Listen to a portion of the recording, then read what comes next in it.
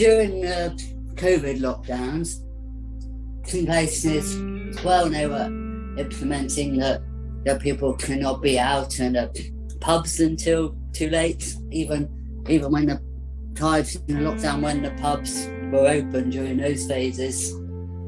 things were shutting early. And again, although that's kind of not the biggest deal in life, because we should be happy that we weren't in the main lockdown, people were still annoyed that they could not be out really late and were still being dictated to when and where they should have fun and how they can do that. And yet, again, for people that are living, in a supported living or a care home or in their own flat, but relying on somebody to support them to go out, quite often this will be, at least the night staff will be starting, say, at 10 o'clock. And so if you want to be out at a pub, you're probably going to have to leave by 9 o'clock, and because the staff will need to get back, fill out paperwork, and be able to go home from their shift is finished. And so for a lot of people, they can never have the opportunity to stay out late, or if you've got a Christmas meal you get invited to from your work and they're staying late, again, you're going to have to be the person that leaves early because of needing that support. And also,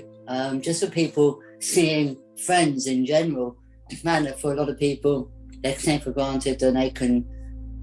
just contact their friends, and if it's convenient with you and your best friend to meet up, you can do it. Whereas quite often, again, for people needing support, it could be okay if you have a friend that doesn't require support and is your friend but is also able to support you. Then that can be easier because you can go out with them and they can help you, and you can both have your friendship more easily. But if one of your friends also requires support, and maybe they live in a different home to you suddenly, when you try to imagine trying to meet up with your friend, but you also need to make sure that you have staffing in place on that day, and then they can be with you, and your friend needs to have the staffing in place on that day, and it can make things a whole lot more complicated to be able to arrange to meet up with people, because you're dealing with two different companies that deal with the care, two different people's hours and transport. And so, yeah, it can often be, quite often people can make a good friend when they're their housemate, or when you're at the same day centre as each other, and then you say you want to still be friends, but actually